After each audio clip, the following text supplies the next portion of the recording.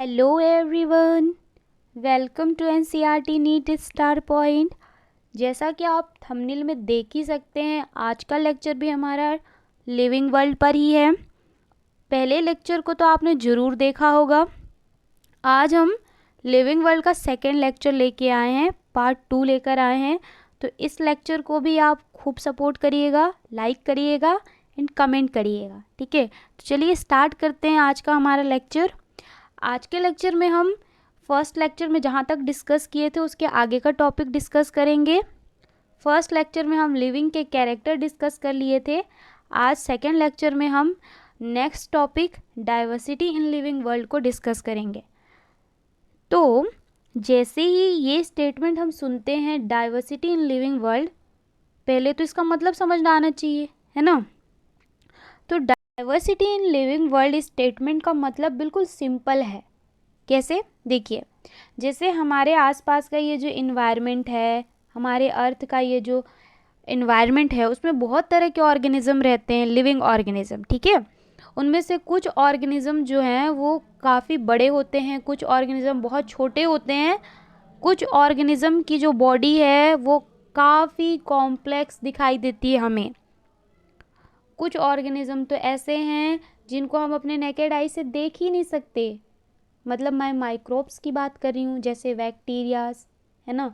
तो in living organism की जो वैरायटी, जो टाइप्स हमारे अर्थ में प्रेजेंट है, इसी को कहा जाता है डाइवर्सिटी इन लिविंग वर्ल्ड, ठीक है। वर्ल्ड में लिविंग ऑर्गेनिज्म में ये जो विभिन्नता मिल रही है, इसी को कहा जाता है diversity in living world.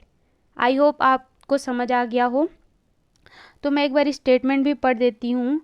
Number and types of organism on earth present on earth. Earth पे जो डिफरेंट टाइप्स, डिफरेंट नंबर में जो ऑर्गेनिज्म प्रेजेंट हैं, इन्हीं को कहा जाता है डाइवर्सिटी इन लिविंग वर्ल्ड, ठीक है।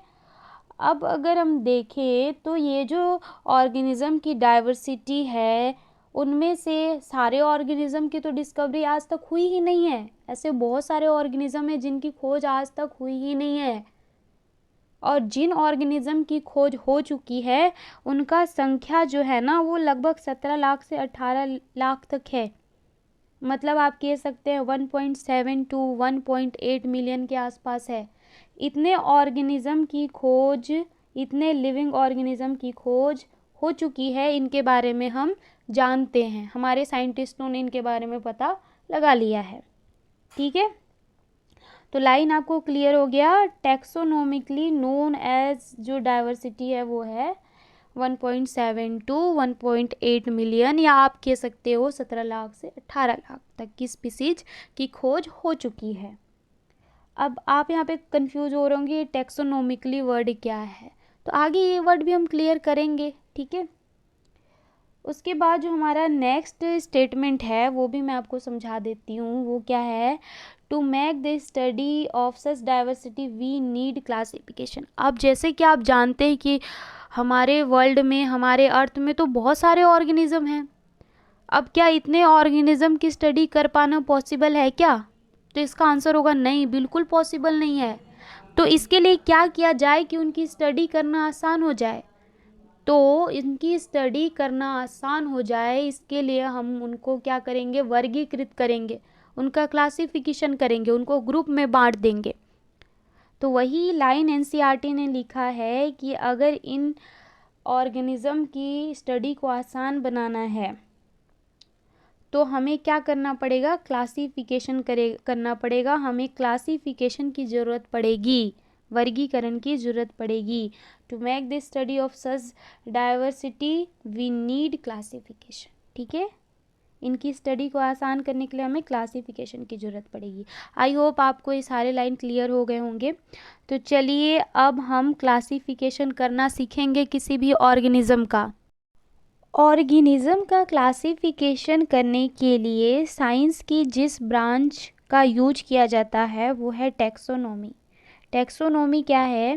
साइंस का एक ऐसा ब्रांच है जहाँ पे ऑर्गेनिज्म का क्लासिफिकेशन किया जाता है, और वहाँ पे ऑर्गेनिज्म का क्लासिफिकेशन करने के लिए उसके कैरेक्टर को देखा जाता है, फिर उसकी पहचान की जाती है। ऐसे बहुत सारे स्टेप होते हैं जिनको फॉलो करके फाइनली एक ऑर्गेनिज्म का क्लासिफिकेशन किया जाता है, उसको पहचान करके करेक्ट नाम दे करके उसको एक ग्रुप में रख दिया जाता है, ताकि इन फ्यूचर में जो आने वाली जो जनरेशन है उसको उस ऑर्गेनिज्म की पहचान करने में कोई दिक्कत ना हो, आसानी से उस ऑर्गेनिज्म को पहचान ले कि ये ऑर्गेनिज्म क्या है, उसको उसके बारे में सब कुछ पता चल जाए। ठीक है, तो टैक्सोनॉमी जो है वो एक ग्रीक वर्ड है, ये बात याद रखिएगा। टैक्सोनॉमी एक ग्रीक वर्ड है और टैक्सोनॉमी में किया क्या जाता है, तो देखिए टैक्सोनॉमी ये जो ब्रांच है, ये जो प्रोसेस है, ये बेस्ड होती है किस चीज़ पे, लिविंग ऑर्गेनिज्म के कैरेक्टर पे। और इसमें लिविंग ऑर्गेनिज्म को के कैरेक्टर को ऑब्जर्व किया जाता है, उसके कैरेक्टर को देखा जाता है और बाद में उसको डिफरेंट टैक्सा में रखा जाता है। यहाँ पे टैक्सा का मतलब ग्रुप से है। ठीक है, टैक्सा का मतलब यहाँ पे ग्रुप से है। टैक्सोनॉमी में जो ग्रुप बनाई जाती है ना, उन ग्रुप को साइंस के लैंग्वेज में टैक्सोनॉमी ब्रांच के अंतर्गत टैक्सा कहा जाता है। सिंपल सा ये समझिए आप। ठीक है, टैक्सा का मतलब ग्रुप ही है, साइंस के लैंग्वेज में यहाँ टैक्सा कहा जा रहा है। अब जो साइंटिस्ट वहाँ टैक्सोनॉमी ब्रांच के अंतर्गत ऑर्गेनिज्म का क्लासिफिकेशन करेंगे, है ना, उन साइंटिस्ट को कहा जाता है टैक्सोनॉमिस्ट। उनको क्या कहा जाएगा, टैक्सोनॉमिस्ट। तो एक बार देख लीजिए कि टैक्सोनॉमी जो प्रोसेस है वहाँ पे कौन कौन से स्टेप को फॉलो करते हुए ऑर्गेनिज्म का क्लासिफिकेशन किया जाता है। तो देखिए, जैसे ही किसी ऑर्गेनिज्म की खोज होगी, जो टैक्सोनॉमी ब्रांच है साइंस की, वो सबसे पहले उस ऑर्गेनिज्म का कैरेक्टराइजेशन करेगी। मतलब वो कैरेक्टराइजेशन स्टेप को फॉलो करेगी सबसे पहले। इस स्टेप के अंतर्गत वो ऑर्गेनिज्म के कैरेक्टर को देखेगी, मॉर्फोलॉजी कैरेक्टर को देखेगी, एनाटॉमिकल कैरेक्टर को देखेगी कि वो ऑर्गेनिज्म दिखने में कैसे हैं, उसके कितने पैर हैं, है ना, उसके कितने फिंगर्स हैं, साथ में उसके इंटरनल कैरेक्टर, उसकी बॉडी में किस टाइप का डाइजेशन है, किस टाइप का रिस्पायरेशन हो रहा है, ये सारे कैरेक्टर को देखा जाएगा।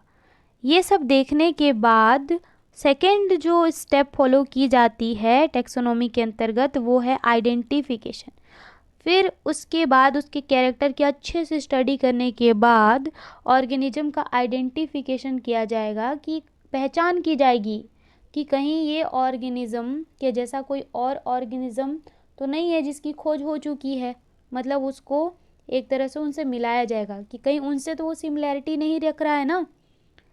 इस तरह से उसका आइडेंटिफिकेशन किया जाएगा।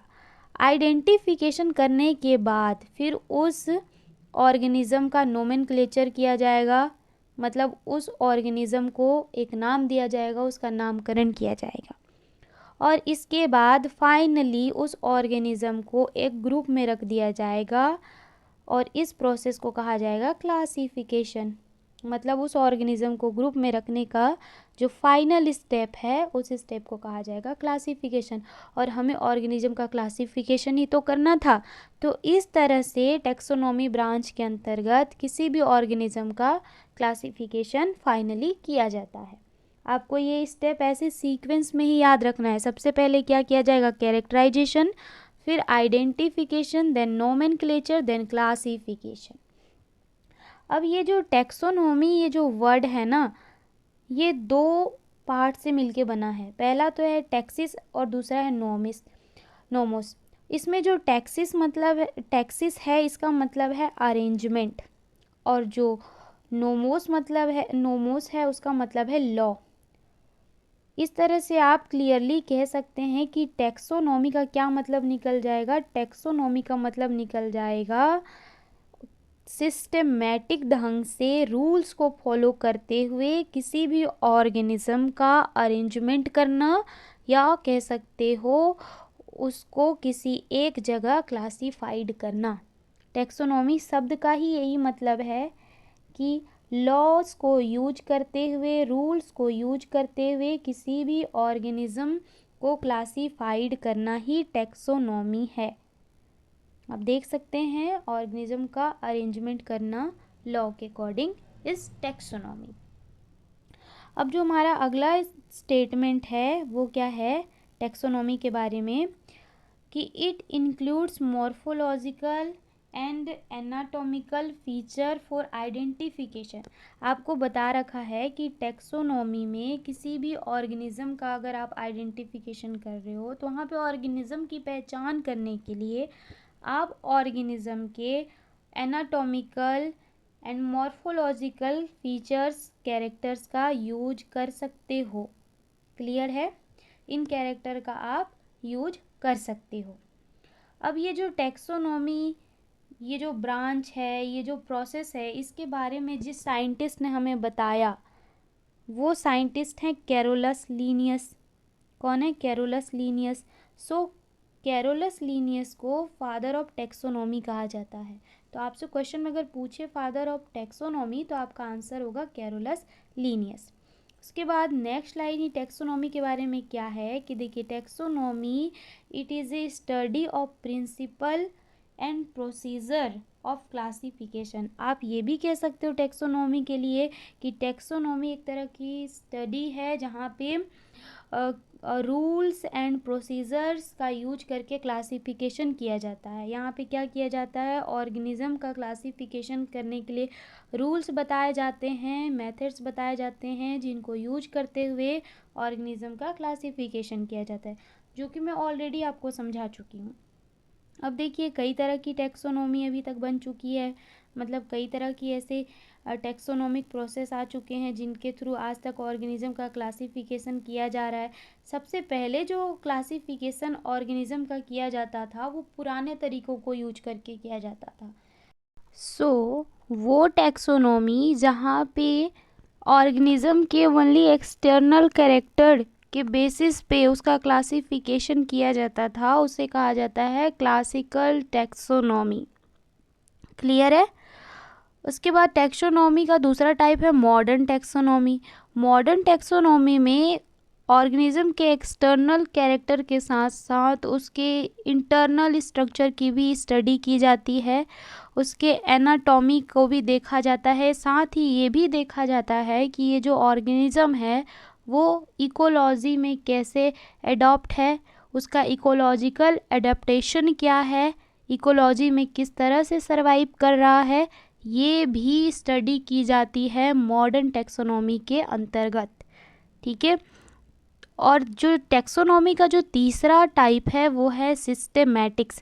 सिस्टेमैटिक्स के बारे में हम क्या जानते हैं कि ये जो सिस्टेमैटिक्स है इसमें ऑर्गेनिज्म के इंटरनल एक्सटर्नल स्ट्रक्चर की स्टडी करने के साथ ही साथ मोस्ट इम्पॉर्टेंट चीज़ ये देखा जाता है कि वो जो ऑर्गेनिज्म है उसका फेलोजेनेटिक रिलेशन क्या है, उसकी फेलोजेनी क्या है, इवोल्यूशन की दृष्टि से वो और ऐसे कौन कौन से ऑर्गेनिज्म हैं जिनसे संबंध रखता है, जिनसे समानता रखता है, ये चीज़ें भी देखी जाती हैं। तो सिस्टेमैटिक्स में क्या किया जाता है, सिस्टेमैटिक में अदर फीचर के साथ साथ अदर कैरेक्टर के साथ साथ ऑर्गेनिज्म की फेलोजेनी को भी इंक्लूड किया जाता है, उसकी भी स्टडी की जाती है। सो आई होप आपको ये टैक्सोनॉमी के तीनों टाइप, तीनों ब्रांच, तीनों प्रोसेस समझ आई होंगी। तो चलिए नेक्स्ट टॉपिक अब हम देखते हैं कंपोनेंट्स ऑफ टैक्सोनॉमी। टैक्सोनॉमी के क्या क्या कंपोनेंट्स हैं ये पहले भी आपको मैं समझा चुकी हूँ। कंपोनेंट्स मतलब टैक्सोनॉमी के स्टेप्स भी आप बोल सकते हो। तो टैक्सोनॉमी के जो पहला कंपोनेंट है, जो पहला स्टेप है वो है कैरेक्टराइजेशन। कैरेक्टराइजेशन में क्या किया जाता है, ऑर्गेनिज्म के मॉर्फोलॉजिकल, एनाटॉमिकल कैरेक्टर की स्टडी की जाती है, जैसे कि उसका न्यूट्रिशन किस टाइप का है, वो किस टाइप का रेस्पिरेशन करता है, उसका मूवमेंट किस टाइप का है, सेल स्ट्रक्चर क्या है, एक्सेट्रा। ओके। उसके बाद जो स्टेप आती है वो है आइडेंटिफिकेशन। आइडेंटिफिकेशन में क्या किया जाता है, यहाँ पे बहुत सारे टैक्सोनॉमिकल ऐड का यूज करते हुए ऑर्गेनिज्म की आइडेंटिफिकेशन की जाती है, उसकी पहचान की जाती है on the basis of their character यहाँ पे ऑर्गेनिज्म के कैरेक्टर को पहले स्टडी कर लिए, अब उनके कैरेक्टर के बेसिस पे उनकी पहचान की जाती है कि किस टाइप का ऑर्गेनिज्म है, क्या इस टाइप का ऑर्गेनिज्म हम पहले से खोज चुके हैं या ये नए तरह का ऑर्गेनिज्म है, ये चीज़ें पहचान की जाती है। आइडेंटिफिकेशन के बाद जो स्टेप आएगा वो है नोमेनक्लेचर। नोमेनक्लेचर का मतलब नामकरण करना।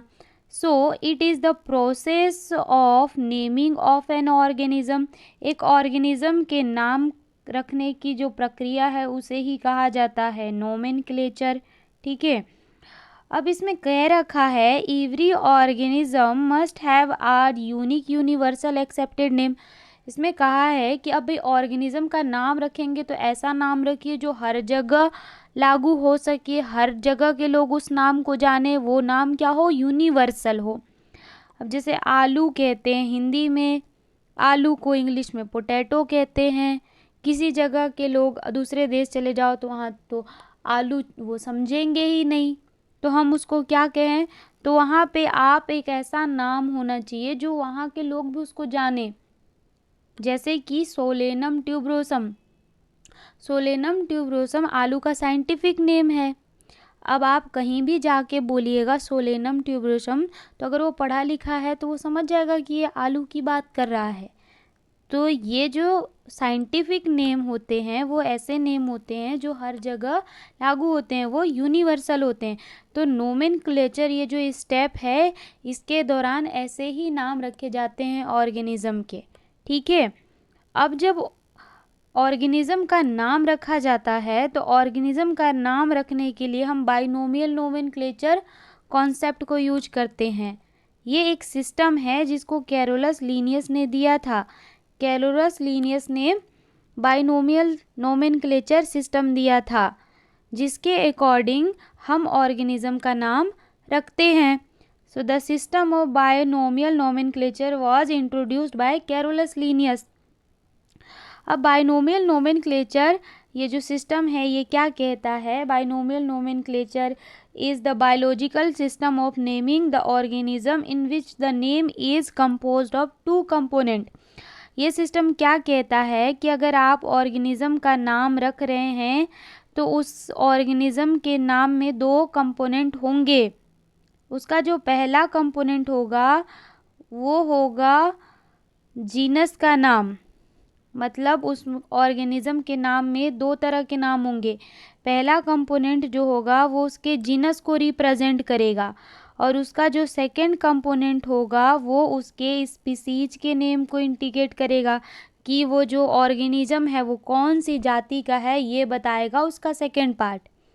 और जो उसका फर्स्ट पार्ट है वो ये बताएगा कि वो कौन सी जीनस का है। जैसे एक एग्जांपल से मैं आपको समझा दूं, जैसे एग्जांपल है यहाँ पे Mangifera indica. Mangifera indica mango का साइंटिफिक नेम है। यहाँ पे मैंगीफेरा यानी ये जो फर्स्ट नेम है मैंगीफेरा, ये उसके जेनेरिक नेम है, उसके जीनस के नेम को रिप्रेजेंट कर रहा है। और यहाँ पे ये जो इंडिका वर्ड है, ये इंडिका नेम उसके स्पीसीज के नाम को इंडिकेट कर रहा है।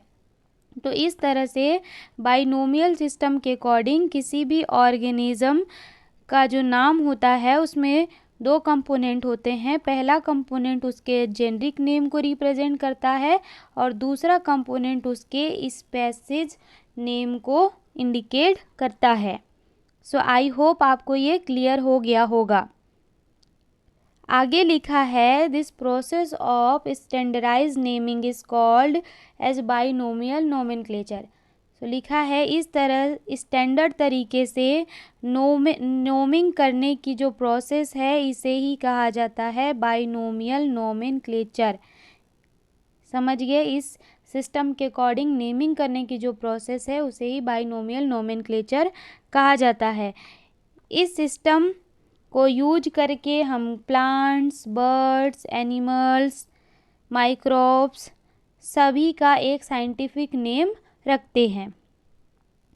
अब ये जो नोमेनक्लेचर करने के कुछ रूल्स भी हैं, उन रूल्स को पढ़ लेते हैं। जैसे कि अगर आपको प्लांट का नोमेनक्लेचर करना है। अगर आपने किसी प्लांट की डिस्कवरी की है और आपको उस प्लांट का आपने कैरेक्टराइजेशन कर लिया, आइडेंटिफिकेशन कर लिया, अब आप नोमेनक्लेचर स्टेप में पहुंच चुके हैं, तो चूंकि वो एक प्लांट है तो उस प्लांट का नाम रखने के लिए आप जिस बुक का यूज करिएगा वो बुक है ICBN, जिसका फुल फॉर्म होता है international code for botanical nomenclature. इस बुक में आपको प्लांट का नाम रखने का तरीका बताया जाएगा। ठीक है, तो प्लांट्स का नाम रखना है तो आप ICBN के अकॉर्डिंग रखेंगे, एनिमल का नाम रखना है तो आप ICZN के अकॉर्डिंग रखेंगे। के बाद जो थर्ड रूल बताया गया है वो क्या है कि all scientific name of organism are usually Latin and they are italicise means written in italics. मतलब अगर साइंटिफिक नेम लिख रहे हैं ऑर्गेनिज्म का तो हम हमेशा लैटिन भाषा का यूज करेंगे और बाद में उसको इटलाइज करेंगे, मीन्स इटैलिक में लिखेंगे। जैसे आपने नाम लिखा, लैटिन भाषा में लिखा, बाद में उस नेम को आप थोड़ा तिरछा लिख दीजिए, इटैलिक में कन्वर्ट कर दीजिए। ठीक है, और थर्ड रूल के बाद जो फोर्थ रूल है वो क्या कहता है कि ऑर्गेनिज्म के नेम में 2 पार्ट होंगे। साइंटिफिक नेम लिख रहे हैं ऑर्गेनिज्म का तो उसमें 2 पार्ट होंगे। पहला जो नाम होगा वो जीनस को बताएगा और दूसरा नाम स्पीसीज को बताएगा। ये ऑलरेडी बता दिया, बाइनोमियल सिस्टम के अकॉर्डिंग होता है। उसके बाद जो फिफ्थ रूल है, फिफ्थ रूल क्या कहता है कि when the name are hand written they are underline. कभी भी अगर आप साइंटिफिक नेम को हाथ से लिख रहे हैं, हैंड रिटन कर रहे हैं, तो नेम लिखने के बाद उसके नीचे आपको अंडरलाइन भी करना है। ठीक है, उसके बाद नेक्स्ट जो रूल है वो क्या बताता है कि the name genus start with capital letter and the species name start with small letter. ये बता रहा है कि जब आप साइंटिफिक नेम लिखते हैं तो उसमें जीनस का जो नाम लिख रहे हैं वो हमेशा एक कैपिटल लेटर से स्टार्ट होगा, उसका जो फर्स्ट लेटर होगा वो कैपिटल में लिखना है, जबकि स्पीसीज के नेम का जो फर्स्ट लेटर है वो स्मॉल होना चाहिए। जैसे कि एक एग्जाम्पल के लिए मैंने टाइगर का साइंटिफिक नेम लिया है। यहाँ पे देखिए टाइगर का साइंटिफिक नेम होता है पैंथेरा टिग्रिस। यहाँ पे देखिए पैंथेरा जो है जीनस का नाम है और टिग्रिस जो है वो स्पीसीज का नाम है। तो यहाँ पे अगर आप देखिएगा तो यहाँ पे पी मैंने कैपिटल यूज किया है, लेकिन स्पीसीज के नेम का जो फर्स्ट लेटर टी है वो मैंने स्मॉल यूज किया है। तो आप समझ गए हैं कि जीनस के नेम का फर्स्ट लेटर हमें कैपिटल लेना है, जबकि स्पीसीज के नेम का फर्स्ट लेटर स्मॉल लेना है। अब जो लास्ट रूल है वो क्या कहता है, the name of author appears after specific epithet at the end of biological name and it written in an abbreviated form. ये कह रहा है कि अगर आपको ऑथर का भी नाम लिखना है जिसने साइंटिफिक नेम दिया है तो आप इसको स्पेसिफिक एपिथेट के बाद लिख सकते हैं। मीन्स जीनस के नाम के बाद तो आता है स्पीसीज का नेम, तो आप इसको स्पीसीज के नेम के बाद लिखेंगे और संक्षिप्त फॉर्म में लिखेंगे, एब्रीविएटेड फॉर्म में लिखेंगे, संक्षिप्त फॉर्म में लिखेंगे साइंटिस्ट के नाम। ठीक है, तो ये चीज़ याद रखिएगा, ऑथर का नाम कभी भी लिखते हैं तो स्पेसिफिक एपिथेट मीन्स स्पीसीज के नेम के बाद एब्रीविएटेड फॉर्म में लिखते हैं, संक्षिप्त में लिखते हैं, कभी भी फुल नेम नहीं लिखते हैं। जैसे कि एक एग्जाम्पल यहाँ पे दिया है, मैंगीफेरा इंडिका लिन। मैंगीफेरा तो यहाँ पे आपका जीनस का नेम है, इंडिका यहाँ पे स्पीसीज का नेम है, और इसके बाद यहाँ पे लिन जो है ये साइंटिस्ट का नेम है जिन्होंने इस नाम को दिया है। जैसे कि कैरोलस लीनियस, कैरोलस लीनियस ने मैंगीफेरा इंडिका नाम दिया, तो हम कैरोलस लीनियस तो नहीं लिख सकते, इसीलिए उनके नाम का शॉर्ट फॉर्म यहाँ पे लिखा है लिन। ठीक है, तो इसी तरीके से ऑथर का नाम लिखा जाता है साइंटिफिक नेम में। अब यहाँ पे ICBN जो बुक है उसका फुल फॉर्म मैंने बता रखा है। जैसे ICBN है एक बुक और इसका फुल फॉर्म है international code for botanical nomenclature. इसी तरह से ICZN भी क्या है, एक बुक है जिसका फुल फॉर्म है international code for zoological nomenclature. ICBN का यूज तब करना है जब आप प्लांट का नेमिंग कर रहे हैं, और ICZN का यूज तब करना है जब आप एनिमल का नेमिंग कर रहे हैं। ये एनिमल के लिए यूज किया जाता है, वो प्लांट के नेमिंग के लिए यूज किया जाता है। नेक्स्ट टॉपिक है वो है सिस्टेमैटिक्स।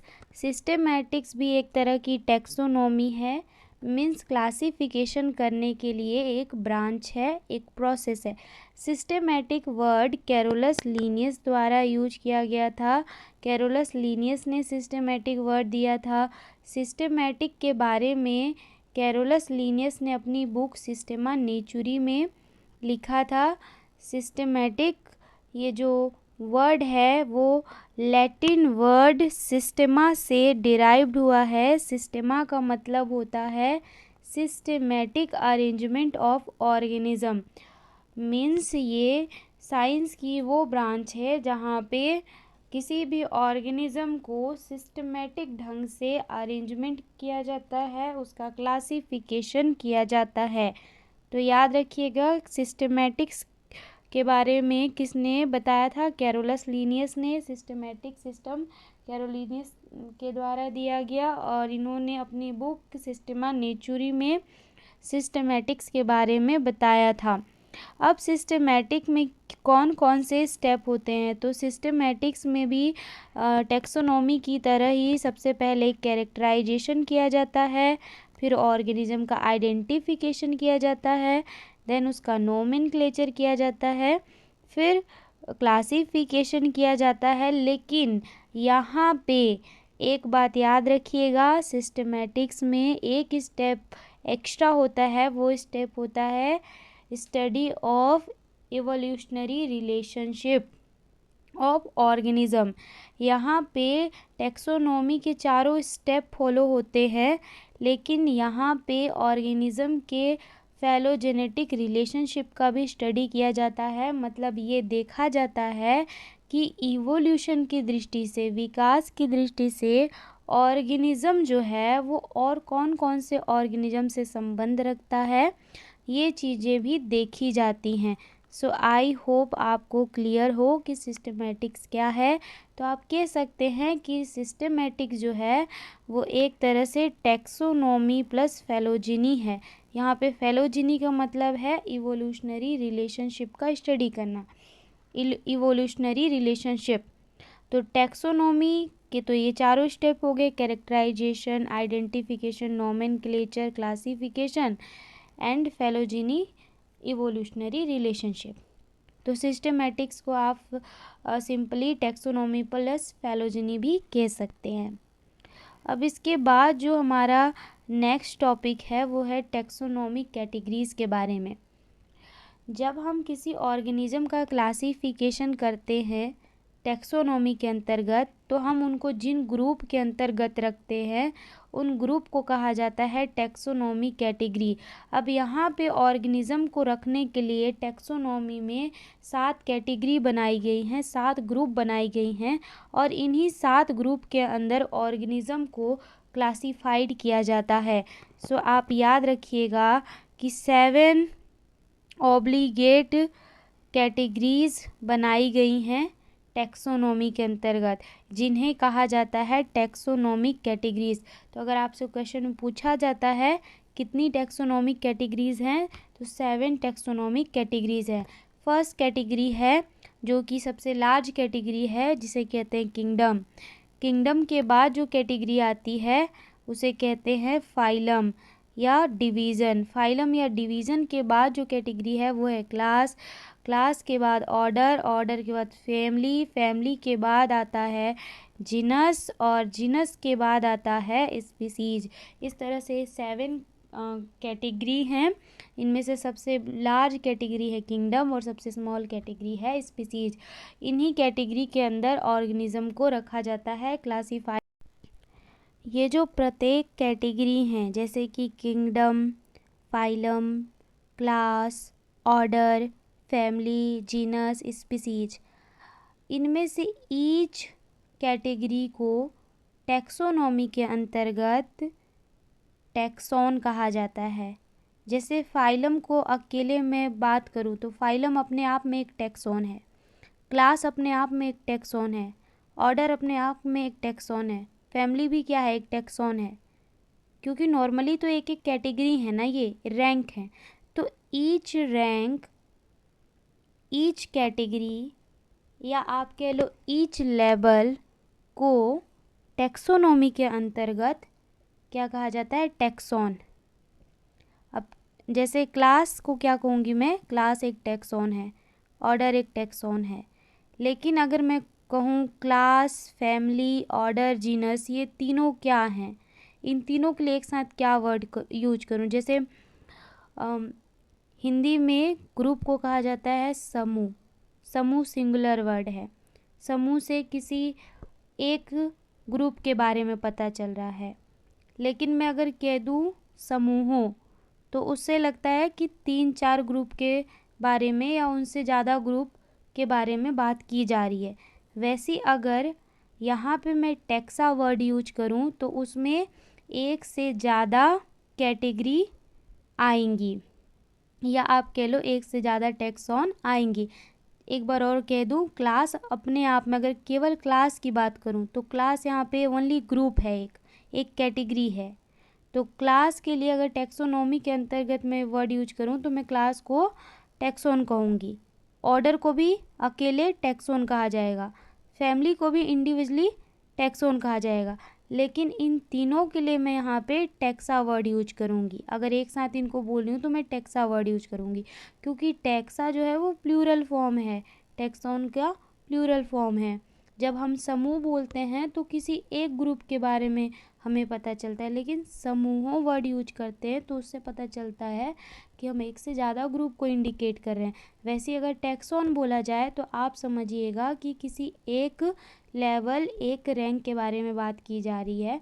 लेकिन अगर टैक्सा बोला जाए तो आप समझिए एक से ज़्यादा टैक्सोनॉमिक कैटेगरीज की बात की जा रही है। आई होप आपको ये कॉन्सेप्ट क्लियर होगा। तो चलिए ये लाइन भी पढ़ लेते हैं। ईच स्टेप, रैंक और लेवल और कैटेगरीज इज़ कॉल्ड टैक्सॉन। जैसे कि मैंने अभी बताया कि प्रत्येक कैटेगरी या रैंक या लेवल को क्या कहा जाता है, टैक्सॉन, और इसका प्लूरल फॉर्म होता है taxa. Rank are arranged in definite order, high to low और low to high, so it is called taxonomic hierarchy. ये जो कैटेगरीज हैं या ये जो रैंक हैं ये एक डेफिनिट, एक निश्चित ऑर्डर में अरेंज होते हैं। या तो आप हाई टू लो पढ़ लीजिए या लो टू हाई पढ़ लीजिए। जैसे किंगडम से आप स्पीसीज में चले जाइए, यहाँ पे किंगडम हाईएस्ट लेवल है और स्पीसीज लोएस्ट लेवल है। या फिर आप स्पीसीज से किंगडम पे चले जाइए, लोएस्ट लेवल से हाईएस्ट लेवल पे चले जाइए, तो आपको एक निश्चित हायरार्की देखने को मिलती है। टैक्सोनॉमी कैटेगरी की इसी हायरार्की को टैक्सोनॉमिक हायरार्की कहा जाता है। के लेक्चर में तो हम टैक्सोनॉमिक कैटेगरी को बस स्टार्ट ही किए, इसके थोड़े बहुत जनरल कैरेक्टर मैंने आपको बताया, बस इसके कैटेगरीज की थोड़ी बहुत प्रॉपर्टी बताई है। आगे आने वाले लेक्चर में इसके आगे के टॉपिक को डिस्कस करेंगे। तो आज का अगर आपको लेक्चर पसंद आया है तो please like my video and subscribe my channel. Thank you for watching my videos.